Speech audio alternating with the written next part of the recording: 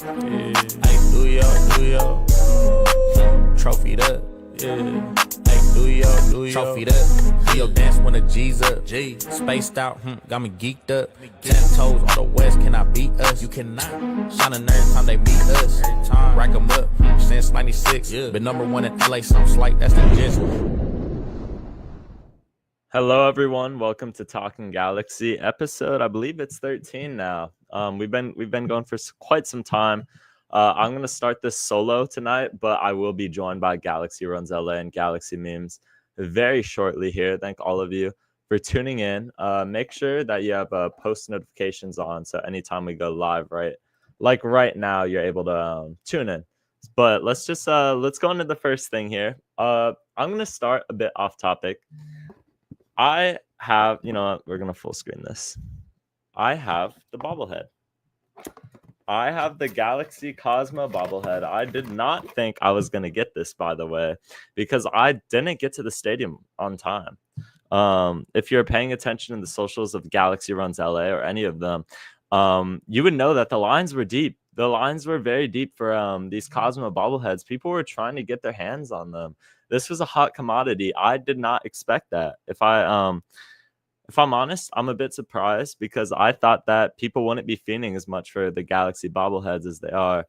I'm gonna welcome Galaxy Memes to the stage here. What's up, buddy? Memes? Yo, hello? What's up, man?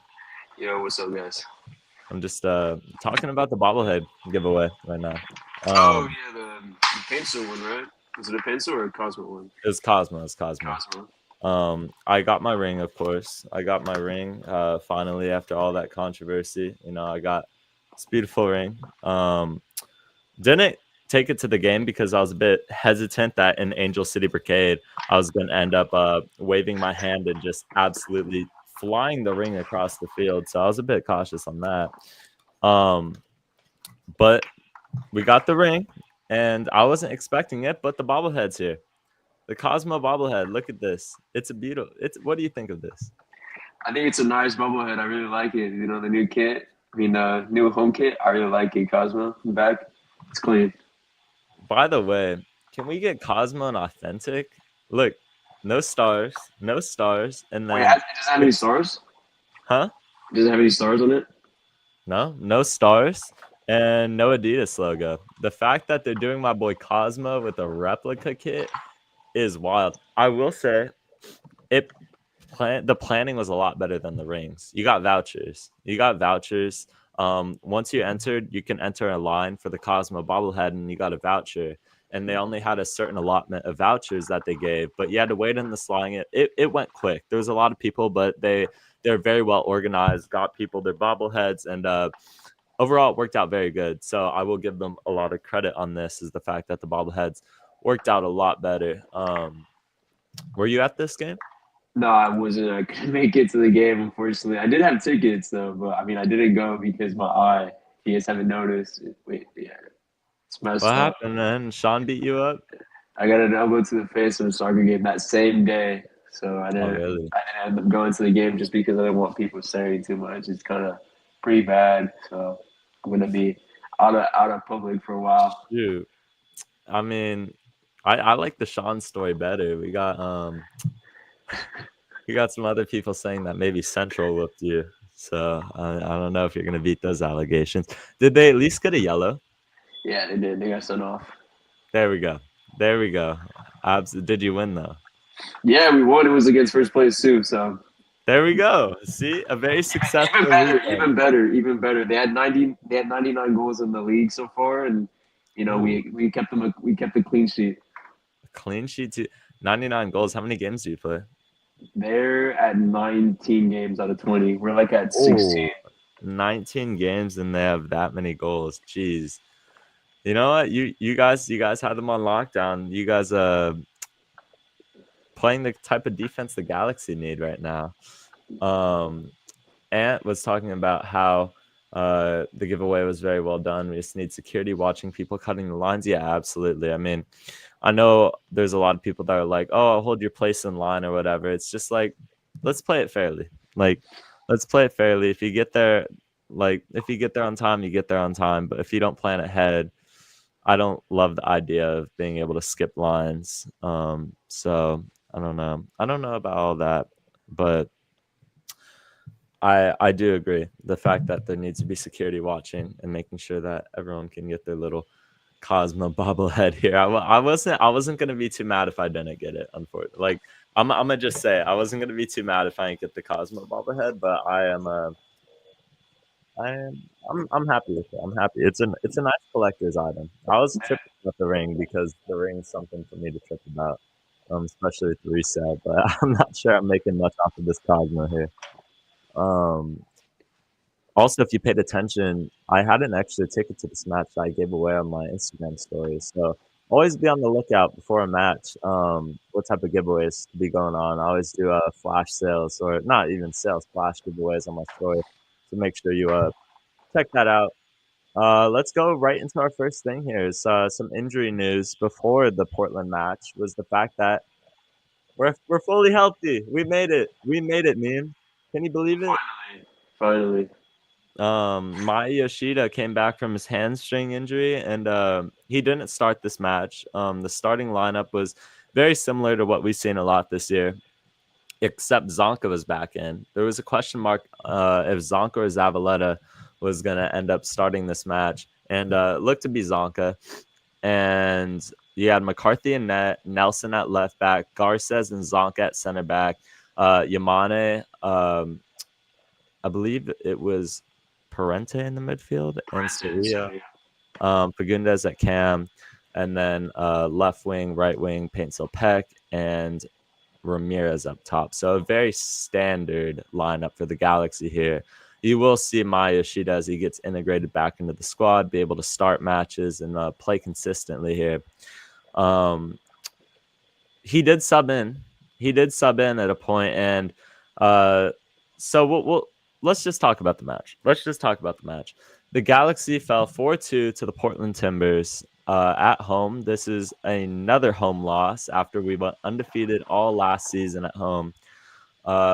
The goal scorers for the Galaxy was Christian Ramirez, and Christian Ramirez I thought was just a consolation goal. The Galaxy went 3-0 down here. And then you had Marco Royce score 2 minutes after, 67th and 69th minute. But shortly after, about 7 minutes, the Galaxy give up a penalty kick. A lot of controversy around that, but Jonathan Rodriguez buries it. There was a huge roar because after the Royce goal, Yoshida entered the match. So a lot of people were like, the momentum was in our favor. I honestly thought we were going to come back and at least get a draw from that at a point. Didn't end up happening. But what do you think of this game? I like the fight that we put up though. I mean, unfortunately, I think the fourth goal it cut our momentum short. I think if we didn't concede that penalty, which I don't think was a penalty at all, I think we would have ended up tying the game, maybe even winning it. We had some good momentum going forward after the Royce goal, and you could see the team was really trying to attack, but it's just unfortunate. What was it? Was it a counterattack that led to the penalty from a corner kick? I believe so. Yeah, just an unfortunate counterattack, and then I don't think it was a penalty, but I cut our momentum short, and after that, everything just went back to being sloppy. Yeah, it was a good comeback attempt. What I liked in this game was the fight. Going down 3-0 isn't ideal, obviously, and if you're looking to win games, probably going down 3-0 isn't the way. It really cuts your work out. I thought I was honestly the Ramirez goal. I was happy, but like I wasn't celebrating really. Like I was just like whatever. Like it's a consolation goal. Give me a break. And then Royce scored. Royce has been very hesitant with his shooting ever since he came to the Galaxy. He hasn't taken shots that I probably think he should have. And whenever you hear it, people are just like, "It's Royce. You can't coach Royce. He's a playmaker." And I understand that part of the deal. But at the same time, we need him to be taking shots sometimes. He had another good one in this game, if you remember, memes. He had another one that whistled right over the post. It was really close. It was like a good power shot by Marco Royce, and I was like, he has it in his locker. I know he has it in his locker. It's just like I wish he'd be a bit more aggressive with shots, but you saw him get on the score sheet in this match. By the way, anyone gassing up the referee, stop. Because before the match, they were like, oh, we got the best referee in MLS. Like this guy, I understand he has a funny little commentary call where he'll be like, it's a penalty, but this guy was terrible. This guy was not a great referee.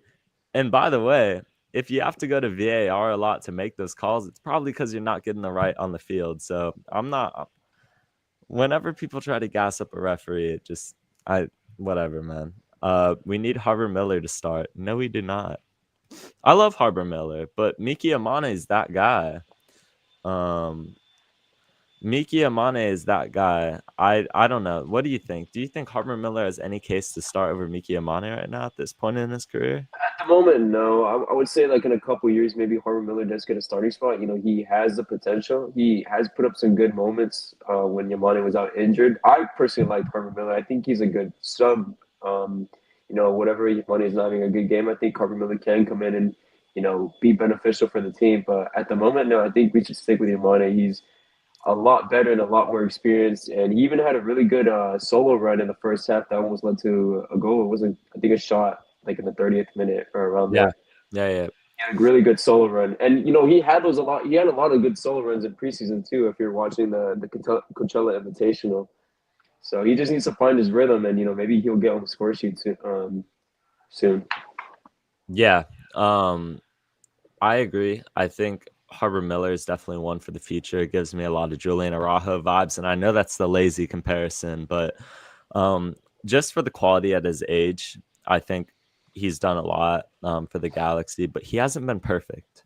Harbor Miller wasn't perfect when he came in. He was really good, like for his age. Like he was good, but nowhere near Miki Amane's caliber yet, and that's okay. Sure. Will Paintsil get a match ban? No, he did not get a match ban, which was some controversy we talked about last podcast was the fact that he probably should have gotten a match ban.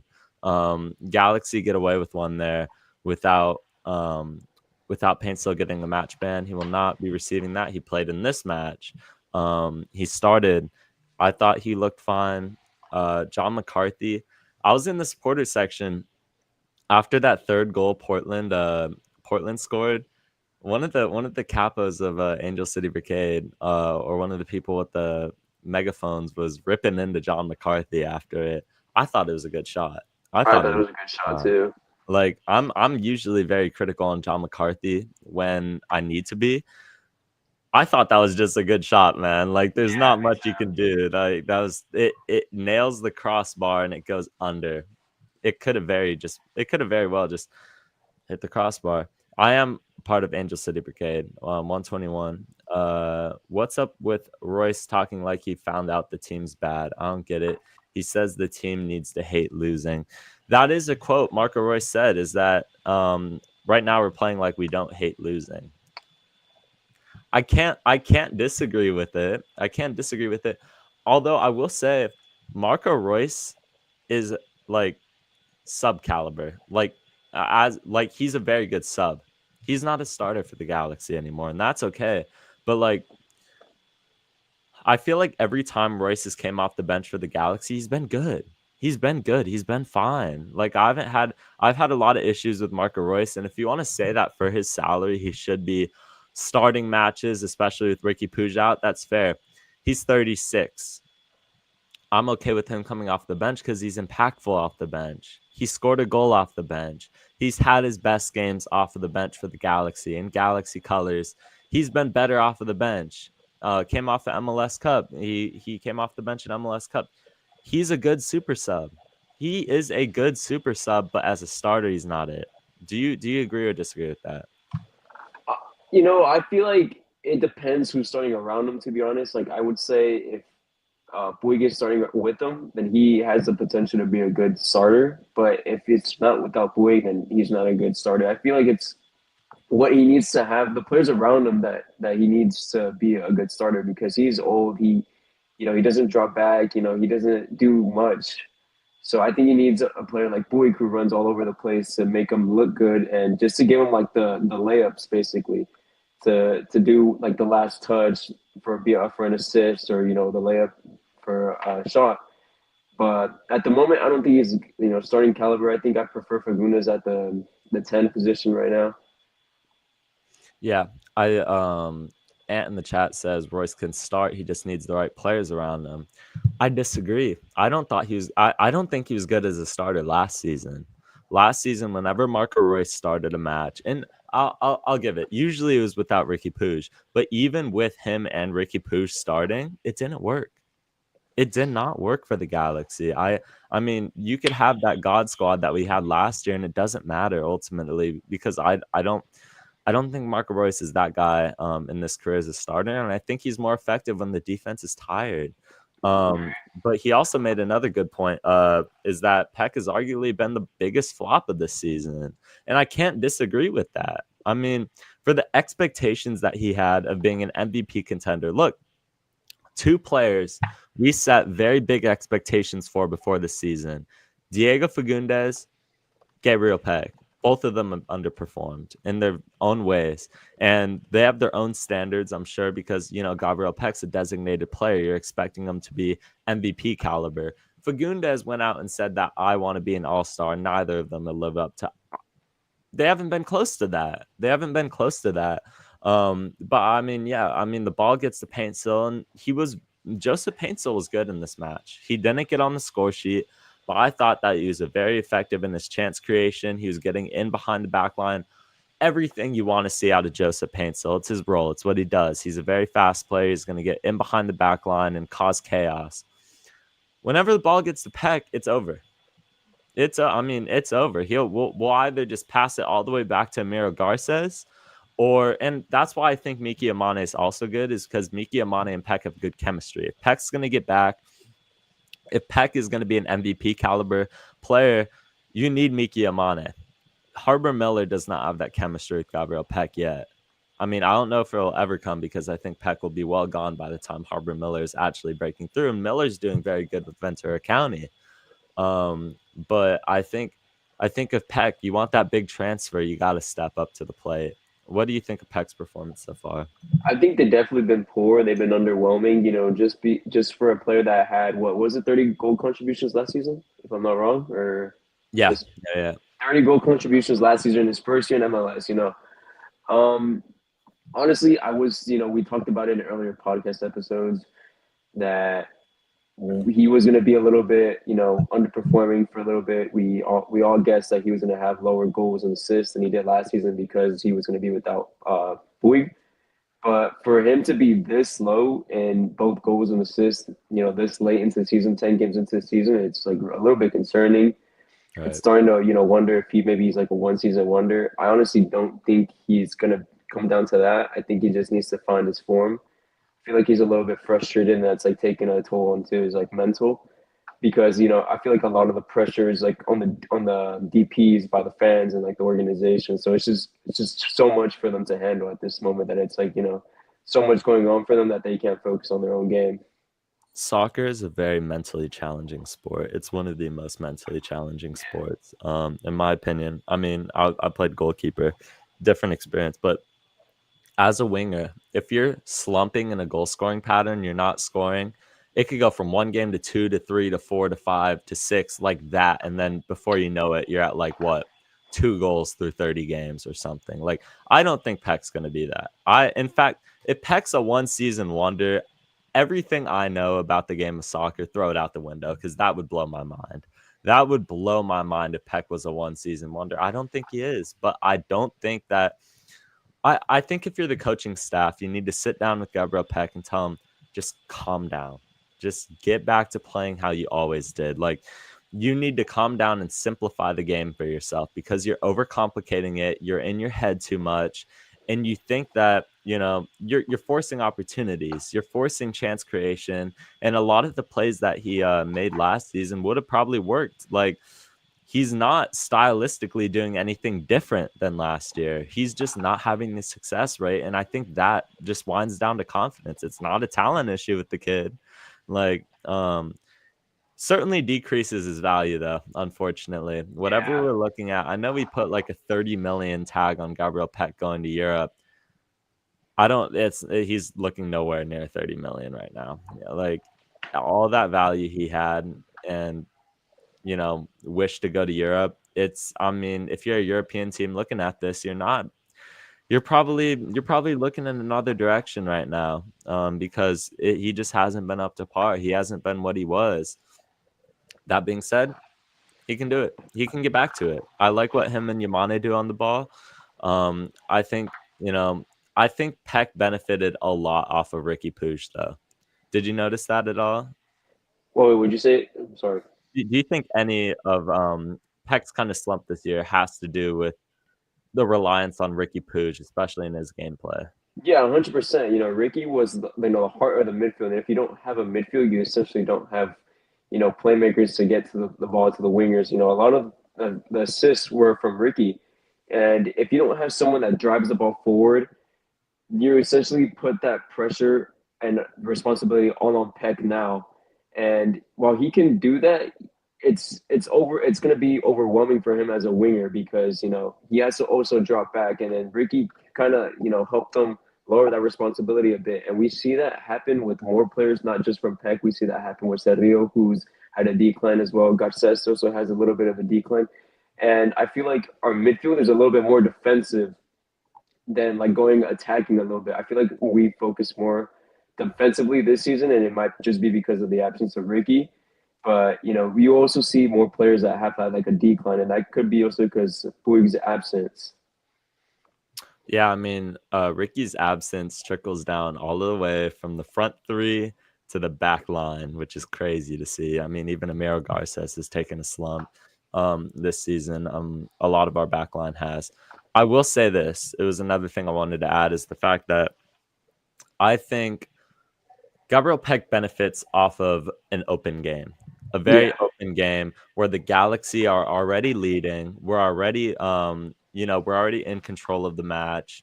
We're up 1-0, 2-0, and the other team has to take chances. And you see Peck on the counterattack, it's toast. And that's what it was last year. Like Gabriel Peck on the counterattack was one of the most lethal players I've ever seen in MLS history. Because he was clinical every single time the game was open and you saw him driving down with the ball. You knew that was going to be a major chance created. That being said, you're not leading games. And a lot of that has to do with the fact that your back line's done very poorly. Your midfield game is completely gone. A lot of that trickles down to the fact that we're losing games, and when teams are trying to hold on to a lead defensively, they're going to play a lot more condensed, a lot more conservative, and you've seen it a lot this year. They're going to double up on Gabriel Peck. They're going to have two people pressing him. They're going to have the fact that if he beats one man, right then and there's another guy right behind him to make sure they sweep up that ball. Peck doesn't benefit off of that style of play. He likes a very open game. That's who he is, and that's who he'll always be unless he finds a way to adjust, in my opinion. And until the Galaxy themselves as a team start leading games, I don't think Peck's going to have much success this year. I don't think he's going to put up the numbers he did because he benefits off of an open game that he's not getting right now. I mean, yeah, it's very difficult, and a lot of it can be attributed to Ricky, but we're gonna say that all year. It's just how it's gonna be till the very last game. But any last things you have on the Galaxy losing 4-2?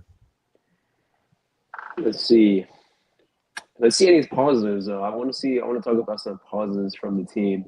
Okay, any highlights? You want to start? Who do you think was the man of the match that game? Or even though we lost, who was the best performing player? What do you say, Pixel? I think Christian Ramirez. I'm very high on Christian Ramirez. I've seen people say that Ramirez is garbage or Ramirez isn't like a good player. You're out of your mind. You're out of your mind if you think that Christian Ramirez, for his salary, is our leading scorer. That's all you could have asked of the guy. He's 34 years old, and he's the Galaxy's leading scorer, making what, $300K. I'll take that any day of the week. He's been very effective. It's so easy to go on the Dejan Joveljic comparison. It's so easy to go down that path. He's not the same player. Yeah. He's not the same player as Dejan Joveljic, but he's effective in his own right. He's very effective in his own right. He's very clinical. And honestly, his goal conversion, like, his clinicalness might be better than Dejan Jovelic's, in my opinion. And that might be a crazy take, but I mean, like, I haven't seen Ramirez miss a clear-cut chance. We're 10 games in, and maybe the Galaxy haven't created a ton of chances to be able to say that, but I feel like every time he's had a chance, he's buried it. Every time. He's even created stuff out of half chances. I mean, I think Christian Ramirez has been very good for his salary. So I would like to say him gets on the score sheet again. No complaints from me. My man of the match. Who's yours? I think I'm going to go with Ramirez as well. He's obviously the comparison between him and Dejan are really different. They're two different types of players. Their play styles are different. But Ramirez has been, the Galaxy's guy for this season. He's a little bit slower. Yeah, he's a little bit, different from Dejan. Dejan was, amazing for us. But Ramirez is, living up to that expectation. He's having a good season for what we have right now. For the players that we're missing and early on in the season, he's taking good ownership into getting the goals this season. So I think he's going to be a good player for us, and he was my man of the match for sure. Yeah, just to confirm, because some people were in the chat talking about how much Christian Ramirez makes. I'd like to make a correction. According to last MLSPA salary guide, he is making $495K. Still not a lot. Still not a lot, in my opinion. For a player of his caliber, I think that's a good deal. You could swallow 500K. I know we traded some allocation money for him from the Columbus Crew. Age of 34, I'm very fine. I mean, Dejan Joveljic was that guy, though. He was Mr. Clutch. He was that guy. He was he benefited also off of a very good Galaxy front three. He was a part of that. But when the Galaxy were flying last year, it just naturally helped out his cause. I think if he had Christian Ramirez up top last year, he would probably have scored a lot of goals too. Maybe not as much as Dejan Joveljic, but he would have got he'd have done his part. Now, the question is, I don't think Ramirez had that clutch factor. I don't think he has that clutch factor that Dejan Joveljic has. And we haven't seen it yet. So show up in the NL Trafico, and I'll gladly say I'm wrong. And that's coming up around the corner. That's our next home game. But Christian Ramirez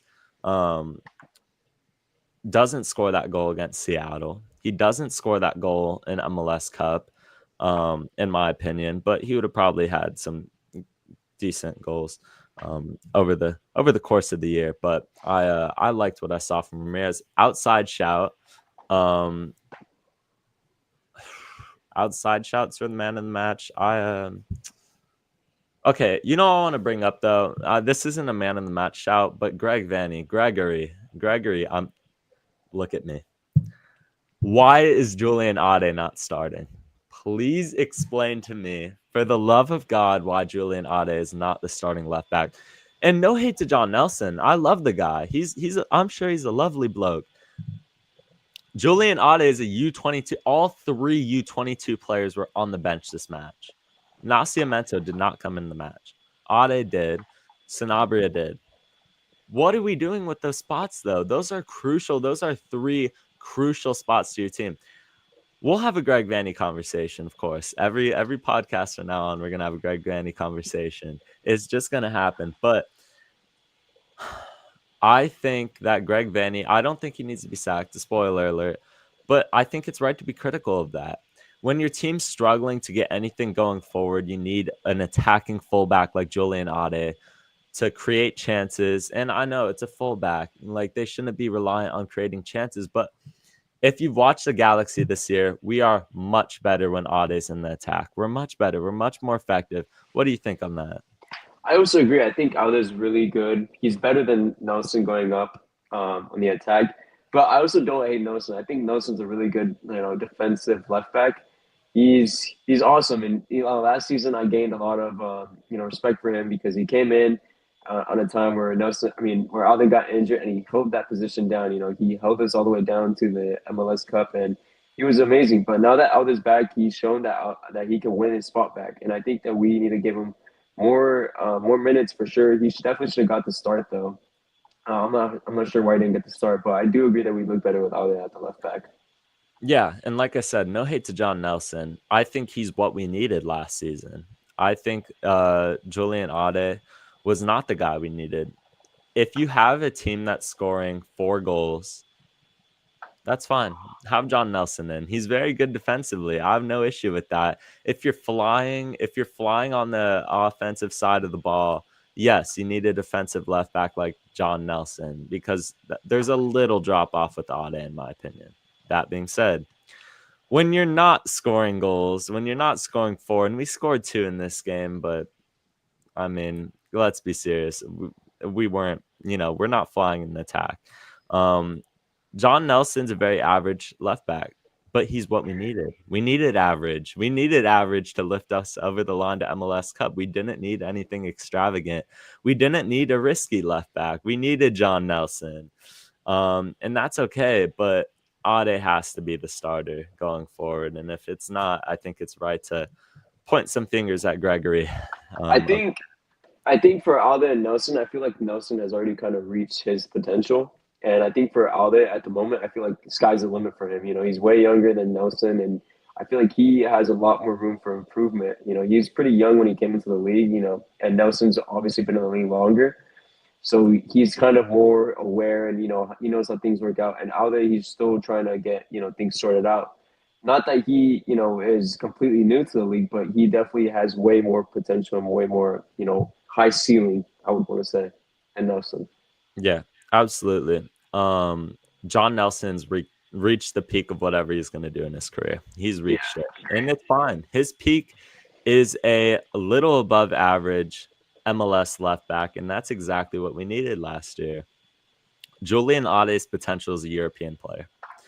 We need a player with that potential to turn things around. Really, we can't stick to the same thing. And hello, Mr. CFC Michael. Wow, we miss you. You're gonna have to come. You're gonna have to come on the pod very shortly here within the next few episodes. Galaxy, worst start in history, in franchise history. That's it. I mean, 0 wins through 10 games. Worst defending MLS Cup champions so far, and worst start in Galaxy history. Worse than 2017, worse than 2023. And this isn't objectively. This is a statistic, is the fact that we have 3 points through 10 games. No other Galaxy team has done that in history. What are you thinking? Dude, it's crazy. From champions to this is just, I honestly never thought I didn't think this was going to happen. When I thought, we became champions, I thought, I honestly thought we were going to go back to back. But then, the Ricky Puig, the ACL injury was still getting to me. You got to take things back a little bit. And, it's just crazy, honestly, that we're still winless in 10. I honestly don't believe it. It feels like unreal. If you would have told me this in December, I would have thought you were lying. Yeah, I posted a meme to Galaxy Buzz. It was like saying Galaxy haven't won in a year on January 1st versus May. Yeah. Because it's gonna be May. It's gonna be May, and we haven't won a game. I didn't say Nelson was old. I was saying that Nelson's potential, it is what it is now. Like, usually like at 26 or 20, like that age 26 to 28, you're already like at your prime though. Yeah, like my point is, Nelson's not making a jump to Europe anytime soon. He's not old, but this is capped out at what he's going to be his whole career. And good for him, because he was almost out of the league a few years ago. Very, very solid MLS left back, and that's okay. Just Ade is a higher ceiling right now. Worst start. I mean, it's very disappointing. You can't sugarcoat it. You can't make sense of it. It doesn't make sense, quite frankly. You could point to Ricky being out, but there's talent on this roster. Outside of Ricky, there is talent on this roster. You have a proven goal scorer in MLS and Christian Ramirez, 2 absolute banger DPs in Peck and Paintsil. Sanabria, you spent $5.5 million on. He needs to be performing. He needs to be starting, and he's not a starter. Parente has done fine. He's been probably the breakout player of the season. Cerrillo's taken a bit of a step back. Point being, there is talent on this roster. There is plenty of it. It's not a lack of talent. I know a lot of people say, I've posted this meme before, I think you have, bring our family back together. This family is not much different. I mean, Ricky Puig is gone. Dejan Joveljic is gone. But shoot, I bit my tongue, that hurt. In terms of like actual players on the squad, we're not much different in the starting lineup. Mark Delgado is gone. That sucks. It's not a completely different team to go from best in the league to worst. It doesn't make sense. That won't make sense to me. That doesn't make sense. Like, okay, let's have the Greg Vanney talk. What are you thinking on Greg Vanney right now? You know, his tactics are definitely questionable. I think his tactics are a little bit too basic for the MLS at this point. I feel like it's at a point where, you know, we're bringing in new managers that are more involved into the game, that have a little bit more European like type of tactics. You know, that type of like Spanish football, and we also have you know, he also has like the obviously the subs. His subs are really questionable at times. The times he makes them, and then obviously who he puts in. Those are definitely two things that we have to take account. But I'm honestly not gonna say we sack Greg Vanney just because of like. Obviously, yeah, we're on a 10-game losing streak or an MLS play, but you know, at the beginning of the season, he had to deal with two DPs that are out. He only has, you know, Peck at one point. A lot of injuries that he has to face. A lot of this stuff isn't his fault. And, you know, you gotta put you gotta pin some of the players to this too. Like it's not all on the coach. You gotta put like accountability on the players for these poor performances. I think if you're expecting to sack Greg Vanney and everything change, it's not going to happen. We might have an interim head coach boost and win one game, but over the course of the season, we're not going to magically come back. It's also on the players, like he said, because the players have been underperforming. This hasn't been the Galaxy at what we should be at. It's not close to what we're at. It's not close to Galaxy standard. And like I said, the fact Julian Ade is not starting, that can be questioned. That's a rightful, you're right to question that. Maybe there needs to be a bit more change with the lineups. If there's nothing to lose, just throw anything against the wall and see what sticks, right? But I'm not ready to go into a rebuild. I'm not ready to go into a rebuild with a new manager. We'll talk about new manager options. The Galaxy have two real options on the market right now, and that being Tata Martino and Jim Curtin. I'm not big on Tata. If you want to win a Supporters Shield and then go out first round to Atlanta United or let's say the Colorado Rapids, yeah, Tata's fine. Jim Curtin is Vanni Sartini. No, I liked Vanni Sartini. First of all, he's fine for a mid-table team. For a team with Galaxy expectations, you are not. If Vanni Sartini is the alternative to Greg Vanney, just stick it out with Greg. The only guy I would say the Galaxy could possibly consider is Jim Curtin, but he's never had a lot of money to spend. He's more of like, I'll grow these academy kids. I'll make this team of academy kids overperform expectations and be a very consistent Supporters Shield contender. I don't know what Jim Curtin is capable of doing with a team with this spending. Greg Vanney's always had money to spend in Toronto. Giovinco, Pozuelo, now Ricky Puig. He's had his iconic trademark players throughout the course of the years.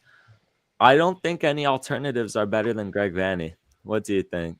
I 100% agree. I do not want to find out what a Galaxy would look like with Jim Curtin or Vanni Sartini or even Peter Vermeers or whatever his name is for Sporting. No. You know, I think Vanni honestly is the best option for us. He's a proven MLS coach. He's a proven champion. You know, he knows what he's doing. And, you know, these guys are good for like mid-table teams. Like, you know, Philadelphia Union, yeah, they had a good run. What was it, like 2021, 2022 in the finals? 22. But other than that, they had a back-to-back poor years. They were finished like almost bottom at the table back-to-back years. So, you know, I don't want to find out what a Galaxy with those coaches would look like. I think we're good with Vanni right now. An outside shout is Robbie Keane, as Vato points out in the chat. That is an outside alternative. Robbie Keane, he's led two teams now to being very successful in their leagues, but he's never done it. He's never done it in MLS. That's just a shot in the dark. And by the way, you want to talk about ruining a club legend status at the club? If Robbie Keane doesn't perform to expectations, everyone loves Robbie Keane. If he doesn't perform to expectations, you're going to have people losing respect for Robbie Keane, calling for his head like we're calling for Greg Vanney's head. And Robbie Keane's an even bigger, like way bigger legend at the club than Greg Vanney ever was. You almost don't want to lose the respectability in the fan base for certain guys like Robbie Keane by making them a manager. That being said, it's an option. He was linked after before Greg Vanney got the job. He was linked, and now he has a little bit more experience. That being said, you want to coach the Galaxy, come to MLS. Not the Galaxy, but come to MLS. Come to MLS and prove that you can stick it, or any other European league, a big league though. Prove that you can hang. Prove that you're a quality manager. I don't want to be the team that takes a flyer on Robbie Keane and ends up sacking him after a year. That's just me, though. I feel like he would be like Frank Lampard, when he went to Chelsea as a manager, and they all just flipped on him. Yeah. I feel like it would be the exact same thing here. It absolutely could be. And I'm not looking to see that universe until he gets actual experience that makes me feel a little bit more comfortable with him. Where is he in like the United Emirates? He's in like the Hungarian league. Oh, but God. His team's first, but it's the Hungarian league. Make sure to send questions in the chat now. We'll take questions from the chat. Make sure to send them in. You can direct them at Memes or myself, or both of us will answer whatever questions you have about the Timbers game, injury updates, a Dejan Joveljic reunion. We will go over a preview of Galaxy versus Sporting Kansas City. Just bear with us here. Before we get into that, we would like to take some questions. So send the questions in the chat. But yeah, I'm not too thrilled if Robbie Keane's the alternative. Like, I just rather stick it out with Greg Vanney. Now, I will say, if next year we're still underperforming, sure, fine. If next year we're underperforming and Greg Vanney's the issue, yes, sack him. Go ahead. He gets a year. He gets a year grace period. If we stuck it out through 2023, we could stick it out through this. Christian Ramirez is the sunshine. There you go, Brandon. I know that's what you wanted to see. Okay. Well, I feel like there's a lot of context to that, though. Like 2021, we would have made playoffs, barring one bad call in the Real Salt Lake match. We were in the playoffs every minute besides the final two. 2021, we should have made the playoffs. 2022, we were a corner kick away from MLS Cup. Not necessarily a win, but we would have made it for sure. We won it. 2023 had the fan protests. And right now we're last. But look, if anybody would take, okay, I'll ask this question. You know what? It's my turn to ask questions to you guys.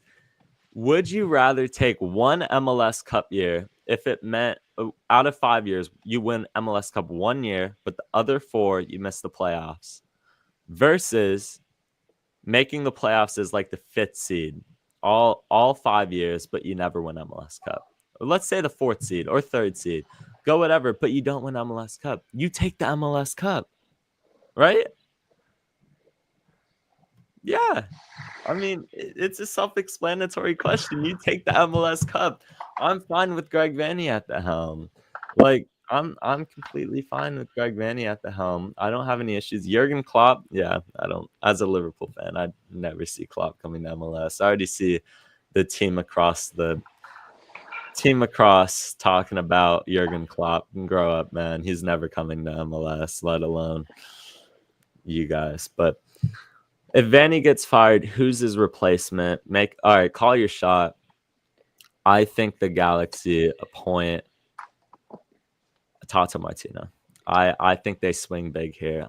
And that's not who I would appoint. I would appoint Jim Curtin, because even though he lost the final with the Union, I believe that Jim Curtin, with a lot of resources, would be able to do a lot. But that's even a question mark. Tata Martino, I feel like they would swing big. I feel like if the Galaxy, if you have the audacity to sack Greg Vanney, you're swinging big on a proven MLS coach, and Tata Martino just screams it for me. Who's your call? This is going to be a hot take, but hopefully people agree with me. I'm going to go with Almada from Pachuca. I feel like he would be a great manager for the Galaxy. I'm not familiar with. He's a really good manager. Like, trust me when I say he's a good manager. I'm not a Pachuca fan. I'm a Chivas fan, but trust me when I say he's a really good manager. Like, I would want him for sure at the Chivas, obviously. But if the Galaxy were to get him somehow, that would be amazing.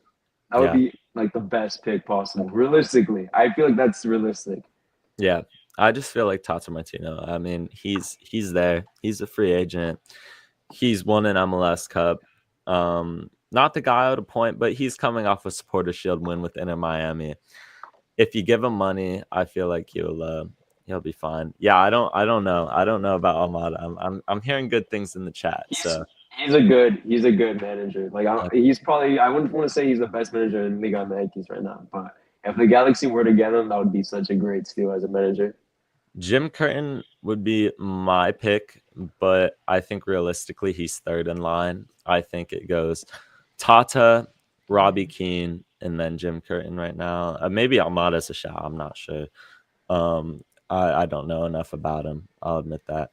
MLS posted transfers and trades. Do you think Vanny is opposed to new players? Why are we not making moves? Cash.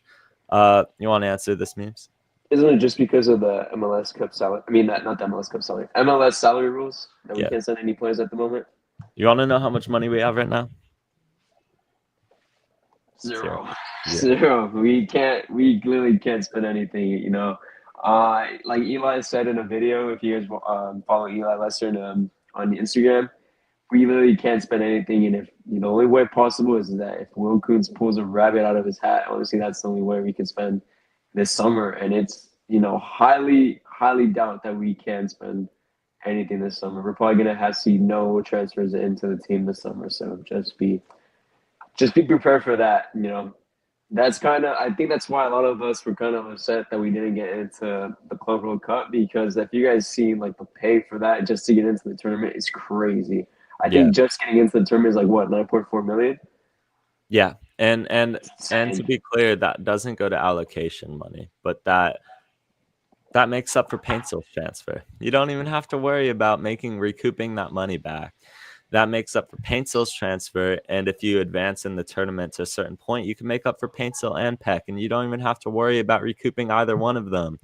And that's more frustrating than actually playing in the tournament, because we would have never won it. Seattle's not going to win it. Miami's not going to win it. Although Miami have a very easy group. I wonder why. Do you know why Miami have an easy group? It's the FIFA, man. FIFA. Yeah. Oil uptime. It might be, man. I don't know. 1 million for Diego Fagundes. I feel like that's too high for him. I see him going for like 700K, to be honest. Yeah, I'm not too high on, Diego Fagundes, obviously, but if he was making a tolerable salary, you could probably stomach it. The fact that he's not even making 1 million, he's making like 1.4. Yeah. And you have one goal, and it's from a set piece. Like, wonderful goal, by the way. But you are not worth that salary. Like, I will say, we can sit here and complain about salary all day. We could be like, oh, man, like, the MLS screwed us over. They did. I'm not saying they didn't. But 1.6 for Marco Reus, 1.4 for Diego Fagundes. That's $3 million. That's $3 million going to two players who are nowhere near that much right now. And I know a lot of people were lining up to pay for Marco Reus, so I'm not going to act like it wasn't just us. But that being said, you expect more. You expect more. You absolutely do. And that's completely fair. Oil up, we will see. We'll see about that. And yeah, I just want to cover this real quick. I don't have the video here because I wasn't able to download it through Instagram, but there was a warning that I saw come on from the PA announcement of homophobic chants. And I just wanted to say that if you're a part of this, just don't do it. Just keep it to yourself, man. Like, I don't condone it. Like, it's so disappointing to see it. I heard they let it go a couple times before they put the PA announcement up there. It was after every Timbers goal kick. Now look, I do condone chanting "FU ref." That's fine. I was like, everyone in the supporters section was going after the ref. I absolutely. But this is not the chant to be saying. Like, this is not. I couldn't hear it. I personally couldn't hear it. But just stop it. If you're a part of it, just stop. I could hear from Apple TV. It sounded like it was from the section behind the Portland keeper for sure. Yeah, according to Brandon, it was 101, 102, and 142. Yeah, I think that's like that side. I Yeah. think the 142 is like the corner flag area. I'm pretty sure. Right. I'm not wrong. Just stop. Just stop, guys. Just don't do it. If you're a part of it, don't do it. And if you see it, say something. Because come on, grow up. Everyone should be adults here. Nobody should be doing that. We'll go now into our preview of the LA Galaxy versus Sporting Kansas City. The Galaxy start a 3-game road trip in Kansas City, and it's a reunion. It's a reunion match. I'm not sure if you guys are following LA Galaxy Buzz, playing shameless plug. I posted this Dejan Joveljic reunion. It's going to be a very emotional match for him, I'm sure. I'm not sure what's running through his mind. I mean, I don't think he ever imagined he'd be in Kansas City a year ago or 6 months ago, for that matter. It's very emotional. Expect him to probably want his revenge. You look at Galaxy players coming back to bite us in the butts. It always happens. It always happens, man. I think if we played Jalen Neal this season, they would. Yeah. Will they fine us for the chance? No, I don't think so. Because you can't really control that as a club. But Galaxy here need a win. We're one of 2 teams. Hey, we're not the only winless team. CF Montreal, the Jalen Neal curse. Jalen Neal cast a spell on both of our clubs. Not just kidding. Love Jalen Neal, but it's the Jalen Neal curse. Truly, Kansas City has 1 win on the campaign. Not much better. They are 14th place in the Western Conference. If you want to jump through the table, 2 wins. If you want to jump through the table, this is how you do it. You get your first win against the team that's right below you, and then you could start climbing the ladder. If we win this game, we will move from 15th place to 15th. But we'll be within 1 of 14th.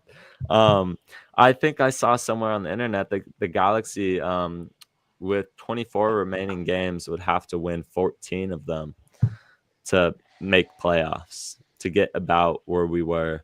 14 of them, and I think draw a certain amount of games too. I think we already have the draws, but win 14. You have to win 14 of your remaining 24. It's not happening. It's not happening, guys. I'm sorry. I will sit here. I'll say it right now. I'm out on this team making the playoffs. You could clip me right here. 14 wins in 24 games is not happening. It's not. I don't see it.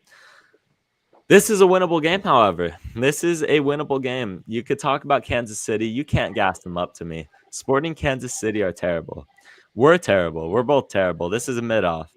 But if you're going to get your win, and I know I said this against the Timbers, if you're going to get a win on this road trip, it's going to be here. If it doesn't happen here, it's not going to happen on this road trip. It's very winnable. What do you think of this matchup without going into score predictions? I think this is one of the most winnable games this whole season, just because of the form they're in. But if we're looking historically wise, I feel like every time we go to Sporting Kansas, every time we go to Kansas, it's a tough game. Those games in Kansas are just tough environments for some reason. I feel like we always seem to struggle there. But with the current form that they're in, I feel like I feel like we might pull away with a win. I feel like we're racking up goals lately more and more. So, I feel like it's just a matter of time where we actually get a win, and we keep, a clean sheet too. So hopefully, both of those things happen this week.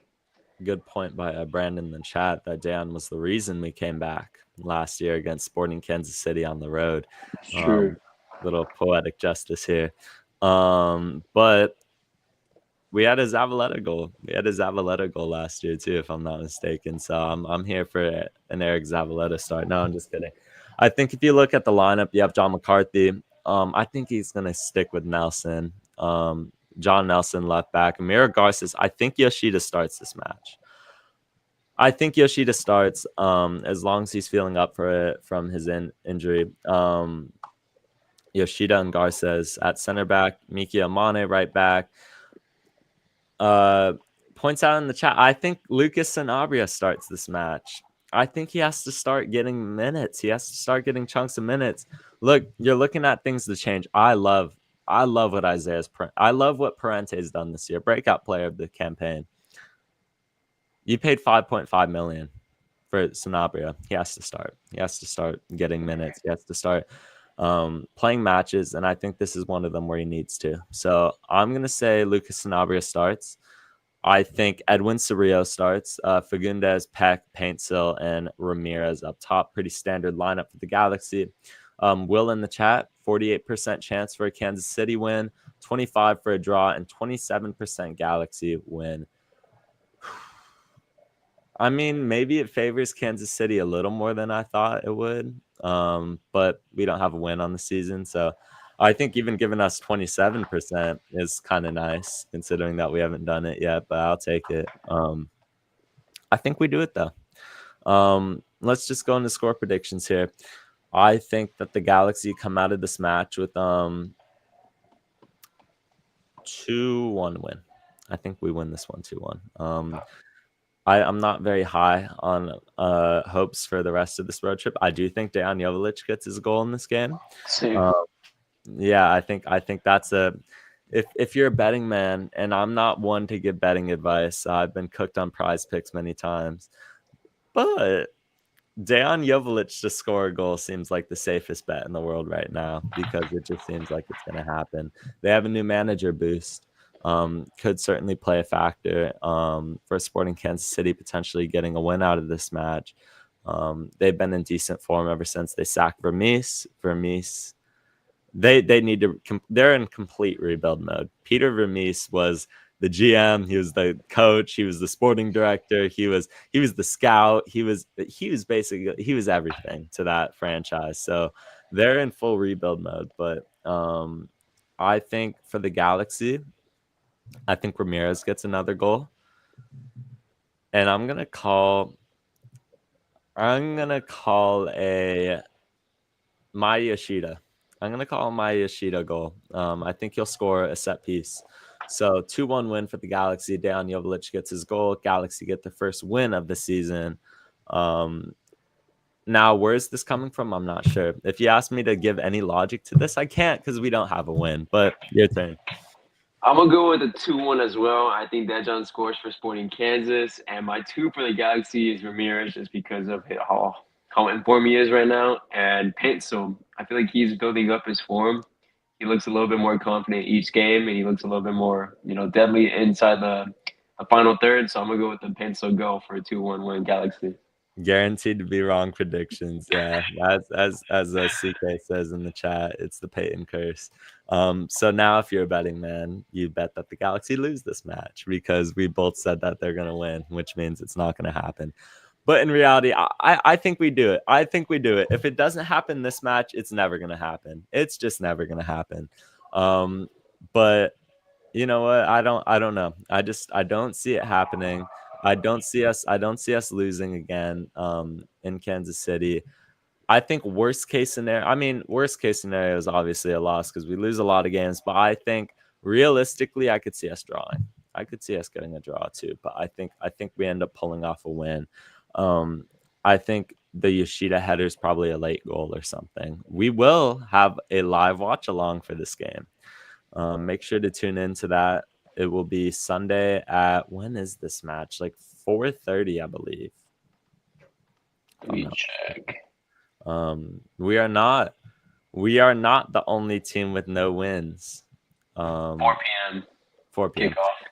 So 4:10 basically. Yeah, 4:10. Are we the only team with no wins? No. CF Montreal, as we discussed earlier, Jalen Neal's team, are just as mudded as we are right now. Both of us have 3 points equally, but I think technically we're last because of goal difference or something wild like that. But yeah, we're not the only person with 0 wins.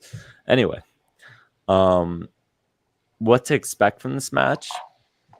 I think the Galaxy are going to try to open up this game a lot more. I think we get off to an open. I think I'll say Kansas City starts up 1-0. I think this is a comeback win. The Galaxy have shown a couple times this year that they have some fight in them when they go back. This isn't a team that, yet. It gets to a point in the season where we will probably start, if it keeps trending this direction, where we start just absolutely putting our hands up and being like, okay, this has been a bad season. Score 5 on us. Like it hasn't been that way yet. We've fought back decent in these matches. I think it's going to be another one, except I think we win it. Dejan Joveljic probably gets a very early goal. But how do you see this one playing out? I feel like we're definitely going to be trailing to start off the game. I feel like Sporting do open up the game. But I feel like we're going to put, the high pressure on Sporting throughout the game. I feel like we do take control over the second half completely. I feel like the second half is going to be ours to have, just because in the Portland game, we did take control of the second half for like a good 20 minutes, I want to say. We didn't score obviously until the 67th or the 67th minute. 6-7. Yeah. 6-7. But we did open up the second half, playing really well. So I think the Galaxy are just going to repeat what they did against Portland positively, not, conceding 4 goals, obviously. But yeah, that's my take. Yeah. I think defensively we're going to be a lot more sound with Maya Yoshida in the back line. I think that goes without saying. Maya Yoshida makes this a lot better of a back line. I know he's taken a little step backwards this year, but I think regardless, this team's better with him in it. And I think that we will prove that again. One goal, I think the Dejan Joveljic goal will probably just be a very well worked goal. I don't expect that he would celebrate against us. I think he loves the club still, regardless. You'll see Dejan Joveljic, like the Galaxy stuff. He's very active in the community still. And he's a certified Instagram stalker. Him and Peck are certified Instagram stalkers. But we got Dejan's return against the Galaxy. I know that game, that reverse fixture in Carson is probably going to be the more emotional one for him. Right now, it's like he's welcoming us into his home, his new home. It's like seeing your ex get with the new girl or a new guy. Hey, I don't discriminate. Man. Hello, Tabers. I also want to note that the only team of the Western Conference that conceded more than the Galaxy has been Sporting Kansas. So it's going to be a defensive disaster class for both teams. Yeah. Both of these teams are just terrible. And what I'm trying to say is the fact that if we don't win this game, I don't see us winning at all on this road trip. I don't see it happening. And furthermore, we might be looking at a scenario where we have 0 wins through 13 games going into 3 back-to-back rivalry games. Could you imagine? That means we're going to win all 3. That means we're going to win all 3 rivalry games because that's just how MLS works. But no, I don't. I think we'll win one of these road games. And hey, in my opinion, it almost I was making this point earlier. It almost works to the Galaxy's favor a little bit. The fact that you've started off so poorly is the fact that you can come in now and teams are going to underestimate you. Some teams will. Some teams are still going to underestimate the LA Galaxy because they're going to be like, this team has 0 wins. I could see us getting an upset against the Union or Red Bulls, in my opinion. If we don't win this match, I feel like we could pick off one of those teams. Because I just feel like the Galaxy are going to start becoming one of those teams where people just stop taking seriously again. When he started the season against San Diego, they had a point to prove. San Diego wanted so badly to beat us. Every team after that was like, we want to beat the defending champions. Now, we don't look close. We don't look close to what we were. Teams are going to start underestimating the Galaxy. And if you could walk into one of these games where a team's like, nah, we're like, it's just the Galaxy, we're fine. Maybe you could beat a team like the Red Bulls. Maybe you could pick off one of those surprise victories. But I think we win this match. You want to build good momentum going into 3 rivalry games. I know form has never mattered going into an El Trafico, but you do want to win by then probably. But back to back rivalry games. If you consider RSL a rivalry, I don't consider RSL a rival. Either. We were talking about it earlier. I think Austin's becoming a bit of a Yeah, rival. I was literally just thinking that right now as I read that comment. Like, if you're looking at teams who've become, like, outside of the California area, teams that have become the rivals to the Galaxy, Seattle and Austin, I think you look at and say, yeah, these teams, Austin and the Galaxy, they don't like each other at all. And Seattle and the Galaxy have had so many historic playoff games between the two, and luckily it's gone in our favor a lot. But you know, they take care of the rivals down the road, and we take care of them. That's how it works. But we're gonna go into questions here before we end it. You could address them to memes or myself. Send them in the chat. We got the first question here. Is it time to give someone on the bench a chance? Who's your bench player that you think deserves a chance? Honestly, I'm gonna go with Lepley, probably. Lepley, or just based on last season, I'm gonna go with Cuevas as well. Maybe if one of the wingers is not playing well, we can shoot him at the right mid spot. Even though he's not a right mid, he's more of a right back, right wing back. But he did do really good at going up forward. He's really good going up forward, I would say.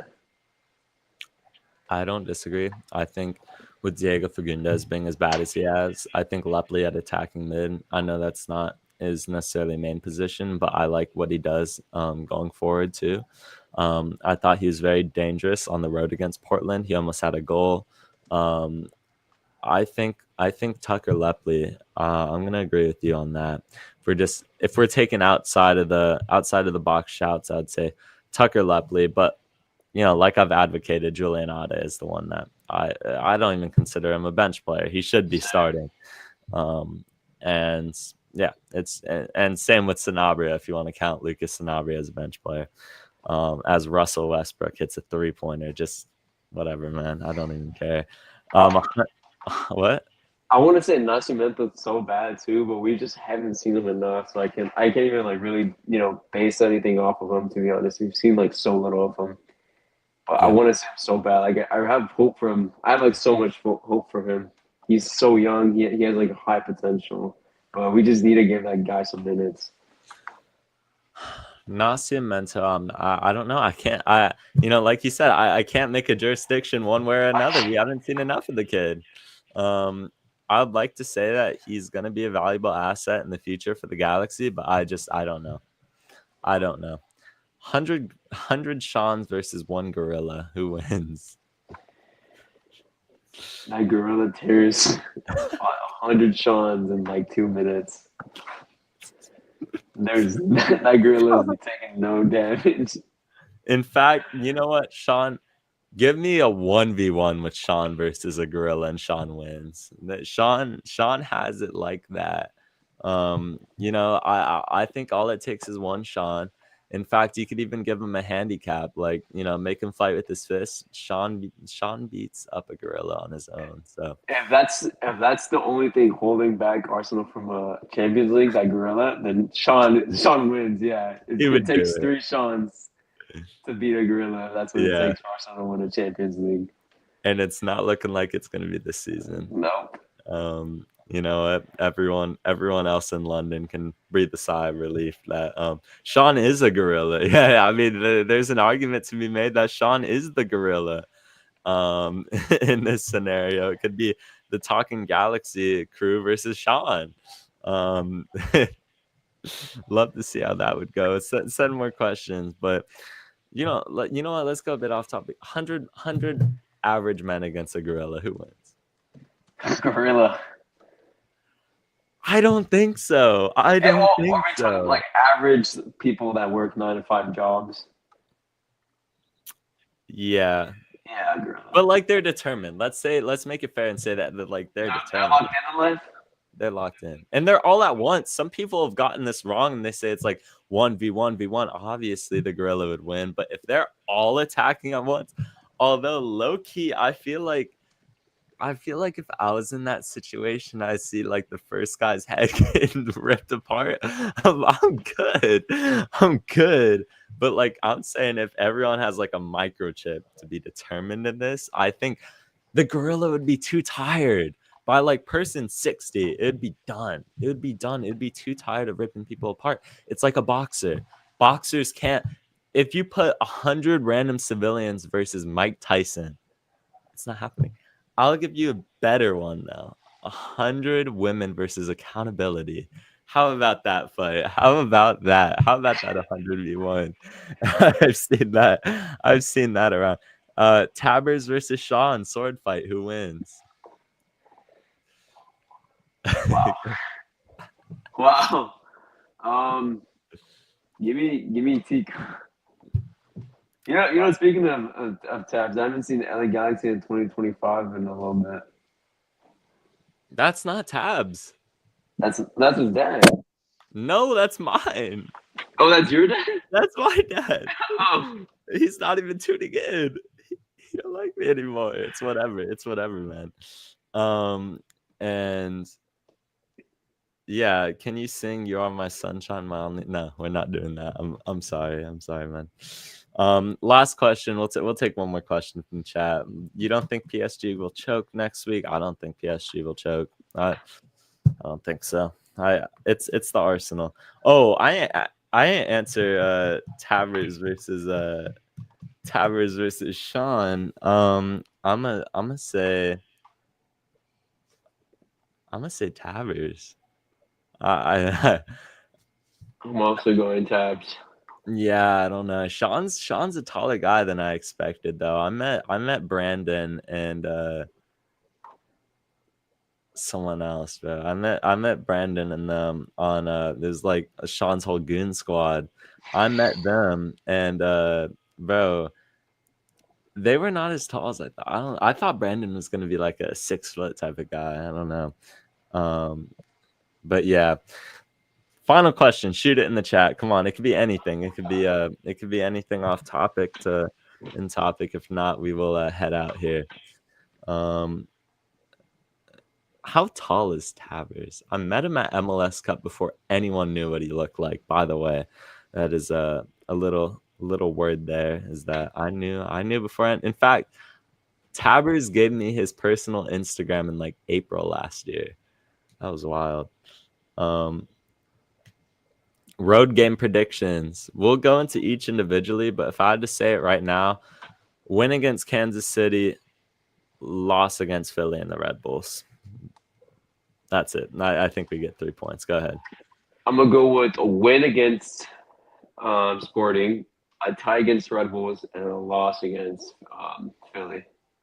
I think Philly are doing pretty good right now. They're in, third place for the Eastern Conference, I'm pretty sure. Yeah. So, yeah, and then New York is like an 8th, I'm pretty sure. But I say we tie against the Red Bulls. I think Red Bulls are going to be very motivated to just whoop us, man. And I feel like we're going to be motivated too. I feel like, that's a game to prove for us, that we're still the champions. That's true. Yeah, that's all I got.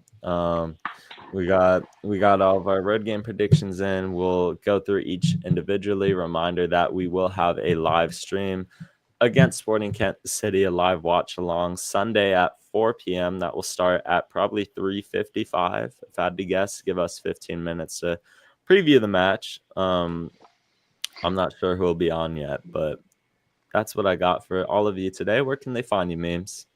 Yeah, LA Galaxy memes on Instagram. As for myself, I'm LA Galaxy _buzz or John Pork LA Galaxy on TikTok. Thank you all for tuning in. If you haven't, subscribe and turn on notifications. So every time we go live, you can be there instantly. If you're not paying attention to our Instagram pages, as we post that. That is where you could find all of us. Thank you all for tuning in, and I will see you Sunday. And then